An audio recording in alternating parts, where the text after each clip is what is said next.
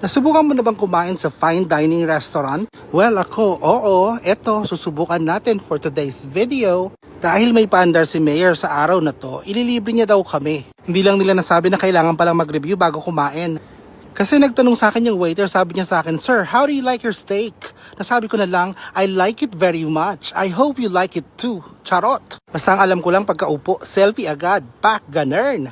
Habang ang ibang teammates, hinahanap ang location kung nasaan na kami. Eto pa sila, roaming around, going to the location. Ang ganda ng area, di ba? Guys, hulaan nyo nga kung saan ang location na ito. Hulaan nyo, hanapin nyo ako. Basta itong paandar ni Mayor, ang ganda ng view. May pool area pa. Tapos, ito ang aabutan mo sa table. Mukhang sosyalin. Ang mga kubyertos, gold-plated. Tapos, ang ganda ng presentation. Pang Instagram ulit.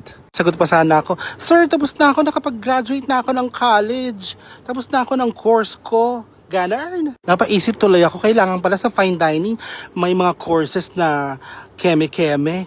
Matanggap kaya ang course ko dito? Ganun. Paano kung intercourse lang? Siyempre, bumugad agad sa akin yung garden salad ng isang ka-teammate ko. Garden salad na hindi ko maintindihan na may avocado and vegetable. Pampakeme o pampasosyal? Charot. Ang hindi ko talaga matanggap, itong risotto with steak. Sobrang ang ganda ng presentation yan sa menu. Pero pag iserve na sa'yo, ito lugaw na may steak. Or parang tosino ang keme. Buti na lang hindi ako nag-order ng risotto with steak and keme na may konting dahon. Siyempre playing safe tayo, burger and fries. Ganun. Ako magda-diet, avocado and vegetables. Duh! Kakaloka. At lalo ayoko ng lugaw na may steak.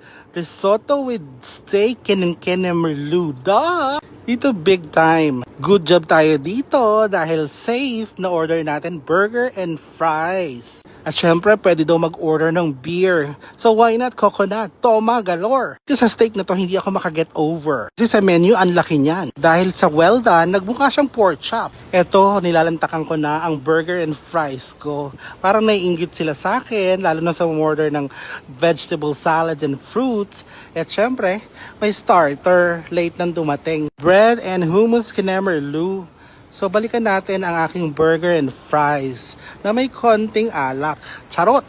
So actually, enjoy na ako dyan sa burger and fries ko with beer. Syempre dahil dyan, selfie ulit tayo. Mawawala ba ang selfie? Habang ang iba naming teammates, hinahanap pa rin ang location. Kami patapos ng kumain. Ganun! Parang nawawala sila sa location. Habang ako tuwan-tuwa namang binivideo ko ang burger and fries with beer. Ganun. Yung mga iba na playing safe, nag-order ng wrap. Chicken wrap and beef wrap with juice. Ganun. Ay, social, why not? Care na rin to be safe.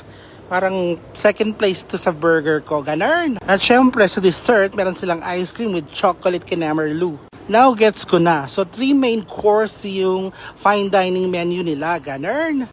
Parang feeling ko yung view lang talaga ang nagpaganda rito at view lang ang binayaran namin ng sunset.